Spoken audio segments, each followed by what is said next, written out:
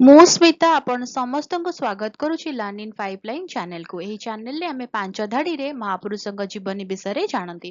ଯେତେବେଳେ ପାଞ୍ଚ ଧାଡିରେ ଜାଣନ୍ତି ଅଧିକା ଜାଣିବାକୁ ଇଚ୍ଛା ହୁଏ। ଯଦି ଅଧିକା ଜାଣିବାକୁ ଇଚ୍ଛା ଅଛି କମେଣ୍ଟରେ ଜଣେଇବେ। ଆମେ କଣ କରିବା ନା 10 ଧାଡି 15 ଧାଡି ବା ଲମ୍ବା ଏସେ ମହାପୁରୁଷଙ୍କ ବିଷୟରେ ନେଇକି ଆସିବା। ତାହେଲେ ଆଜିର ଭିଡିଓରେ ଆମେ ଜାଣିବା ଆଉ ଜଣେ ମହାପୁରୁଷଙ୍କ ଜୀବନୀ ମାତ୍ର 5 ଧାଡିରେ। ପଣ୍ଡିତା ରମାବାଇ ଭାରତର ଜଣେ ମହାନ ସମାଜ ସଂସ୍କାରକ ଏବଂ ମହିଳା ଅଧିକାର କର୍ମୀ ଥିଲେ।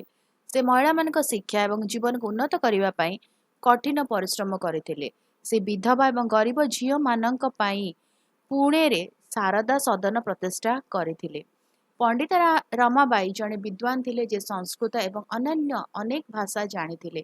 ସେ ସମାନତା ଏବଂ ମହିଳା ସଶକ୍ତିକରଣ ପାଇଁ ଲଢ଼ିବା ପାଇଁ ତାଙ୍କ ଜୀବନ ଉତ୍ସର୍ଗ କରିଥିଲେ।